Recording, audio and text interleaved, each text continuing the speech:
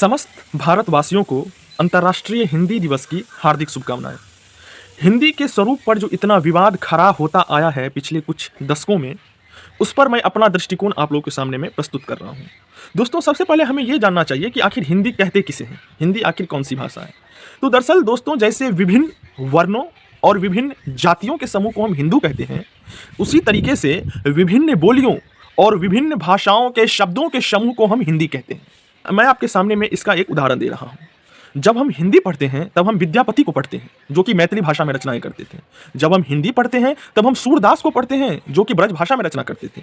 जब हम हिंदी पढ़ते हैं तो विश्व के महान कवि तुलसीदास को पढ़ते हैं, जो कि अवधी भाषा में रचनाएं करते थे। जब हम हिंदी पढ़ते हैं तो मीराबाई को पढ़ते हैं, जो कि राजस्थानी में रचनाएं करती थी। जब हम हिंदी पढ़ते हैं तो वो तमाम सिद्ध और नाथ की रचनाओं को पढ़ते हैं, जो कि संध्या भाषा में रचनाएं करते थे। जब हम हिंदी पढ़ते हैं तब हम खड़ी बोली के महान कवि, लेखकों, नाटककारों को पढ़ते हैं, जो कि खड़ी बोली में रचनाएं करते थे। तो दोस्तों, हिंदी किसी एक पार्टिकुलर भाषा का नाम नहीं है। जब हम हिंदी की बात करते हैं तब हम यह देखते हैं कि हिंदी के शब्दों को 4 वर्गों में बांटा गया है: तत्सम, तद्भव, देशज, विदेशज। तो तत्सम शब्द वो हो गए जो संस्कृत से ज्यों के त्यों लिए गए हैं। तो हमने आपको पहले ही कहा है कि विभिन्न बोलियों और विभिन्न भाषाओं के शब्दों के समूह को हम हिंदी कहते हैं। तो तत्सम शब्द यानी संस्कृत निष्ठ शब्द। तद्भव शब्द वो हो गया जो संस्कृत से तो आए हैं, लेकिन वो हिंदी में आकर अपना रूप परिवर्तित कर लिए हैं। जैसे उदाहरण मैं दूध का देना चाहूंगा। दुग्ध, दुग्ध है संस्कृत शब्द, उसमें आधा गौ जो है वह विलुप्त हो गया, उसका विलोपन हो गया, तो वो हो गया दूध। इसी तरीके से तमाम ऐसे शब्द हैं जो हिंदी में आते हुए अपना रूप परिवर्तित कर लेते हैं, उसे हम तद्भव शब्द कहते हैं। देशज शब्द और विदेशज शब्द, हम आपको एक उदाहरण यह देना चाह रहे हैं कि हम देखते हैं कि हम हिंदी बोलने के क्रम में तमाम ऐसे अंग्रेजी शब्दों का यूज करते हैं। अब हम आपको यूज शब्द हमने कहा, तो यह यूज शब्द क्या है? अंग्रेजी शब्द है। तो हिंदी एक्चुअली में एक उदार भाषा का नाम है। यह एक ऐसी भाषा का नाम है जिसे आप बोलते वक्त उन तमाम शब्दों को बोल सकते हैं जो अलग अलग बोलियों, अलग अलग भाषाओं में बोले जाते हैं। दूसरी बात, भाषा की जो आत्मा होती है वह होती है लिपि। जिस भाषा की लिपि लिखने वाले, पढ़ने वाले नहीं रहे, वह भाषा विलुप्त हो गई। अब हिंदी की लिपि क्या है? देवनागरी। अब आप हमें यह बताएं कि क्या देवनागरी हिंदी की लिपि है? नहीं है। क्यों? क्योंकि देवनागरी संस्कृत की मूल लिपि है। और जो मराठी, जो दक्षिण भारतीय हिंदी का विरोध करते हैं, उन्हें यह नहीं पता है कि मराठी भाषा का भी उद्भव देवनागरी लिपि से हुआ है। उन्हें यह नहीं पता है कि दक्षिण भारत के अधिकांश ऐसे भाषा हैं जो ब्राह्मी लिपि और देवनागरी लिपि के संयोग से उत्पन्न हुए हैं। हिंदी भाषा पढ़ते वक्त जो हम व्याकरण पढ़ते हैं वह दरअसल संस्कृत भाषा का ही व्याकरण है। दोस्तों, कई सारे हिंदी के जो प्रोफेसर हैं वह अक्सर यह व्यंग करते हुए कहते हैं कि अगर हिंदी संस्कृत के पेट से निकली है तो संस्कृत किसके पेट से निकली है। वह यहाँ पर पेट पर व्यंग करते हैं। दरअसल उन मूर्ख प्रोफेसरों को मैं यह कहना चाहूँगा कि प्रोफेसर साहब, पेट का संस्कृत अर्थ होता है गर्भ, और गर्भ का वास्तविक अर्थ होता है मूल स्थान। समझे? गर्भ का वास्तविक अर्थ होता है मूल स्थान। कहने का मतलब यह है कि देवनागरी लिपि से भारत की विभिन्न भाषाओं और बोलियों का जन्म हुआ है। उनका उद्भव स्थल देवनागरी लिपि है। दूसरी बात, मैं आप लोगों के सामने में यह कहना चाहूँगा कि हम लोग अक्सर यह सोचते हैं कि ठीक है, हिंदी प्रदेश तो अलग है, हिंदी भाषा अलग है, तो आखिर हिंदी इतनी प्रचलित कैसे हो गई?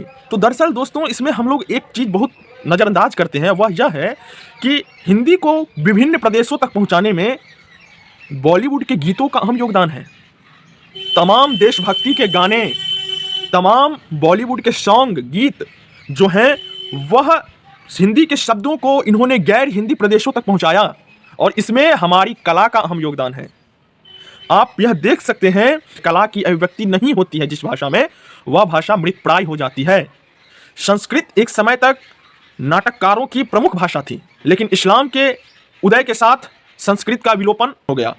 यही कारण आप देखते हैं कि उर्दू के शब्दों का प्रचलन जो आज इतना हिंदी के प्रदेशों में बढ़ गया है, उसके पीछे यही कला की अभिव्यक्ति का प्रभाव है। कि पहले बॉलीवुड के गीतों के बोल जो होते थे वह किसी शायर, कवि या लेखक के द्वारा ही लिखे जाते थे, जिसे पहले हम गीतकार कहते थे, अब उन्हें हम लिरिक्स राइटर कहते हैं। मजरूह सुल्तानपुरी, गुलजार, शहरयार इसके तमाम उदाहरण हैं जिन्होंने बॉलीवुड के गीतों में उर्दू शब्दों का भरपूर प्रयोग किया, और यही कारण है कि उर्दू शब्द हमारी हिंदी भाषा का एक अभिन्न अंग बन गया। दूसरी बात, एक विवाद है कि हिंदी राष्ट्रभाषा बनाम राजभाषा। तो हिंदी राजभाषा तो है ही, इसमें तो कोई संदेह नहीं है, मतलब राज के कामकाज की भाषा। बात रही राष्ट्रभाषा को लेकर, तो हिंदी अनिवार्य रूप से भारत देश की राष्ट्रभाषा है, क्योंकि राष्ट्रभाषा बनने का जो सामर्थ्य हिंदी के पास है वह सामर्थ्य और किसी भी भाषा के पास नहीं है। मैं आपके सामने में एक तर्क उसका यह दे रहा हूं कि मैंने आपको कहा कि जिस महाराष्ट्र में हिंदी का विरोध होता है उस मराठी भाषा का मूल उद्भव स्थान क्या है? देवनागरी लिपि है। अब दक्षिण भारतीयों के लिए मैं एक बात यह कहना चाह रहा हूं कि दक्षिण भारतीय के लोग जो है वह अपनी सभ्यता, अपनी संस्कृति से अतिशय लगाव, अतिशय प्रेम करते हैं।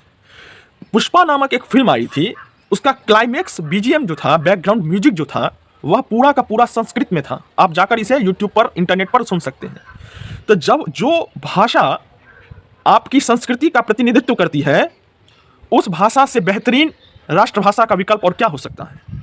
जिस अंग्रेजी को आप दक्षिण भारतीय लोग इतना प्रश्रय देते हैं, आपको यह सदैव याद रखना चाहिए कि उसी अंग्रेजी भाषा के कारण आज हमारे मन में हिंदी के प्रति हीन भावना की उत्पत्ति होती है। आज तमाम सारे कंपनी हिंदी की जगह अंग्रेजी को प्रश्रय देते हैं। तमाम सारे कॉन्वेंट स्कूल, तमाम सारे सीबीएसई, आईसीएसई के स्कूल वह हिंदी की जगह पर अंग्रेजी को प्रश्रय देते हैं। इससे हमारी संस्कृति का विलोपन होता है और अंग्रेजी गोरों की संस्कृति का अभ्युदय होता है। यह बात हमें सोचनी चाहिए, जो कि हिंदी के बारे में अतिशय जरूरी है, आवश्यक है। तीसरी बात दोस्तों यह है कि हिंदी बोली जाने वाली भाषाओं में कितने स्थान पर आती है, इसका लेखा जोखा नहीं करना है। मैं आपको कला के माध्यम से एक बात यह स्पष्ट कर देना चाह रहा हूं कि जो भी दक्षिण भारतीय फिल्मों का प्रभाव अभी उत्तर भारत में आपको दिख रहा है, इसके पीछे एक अहम वजह है भाषा।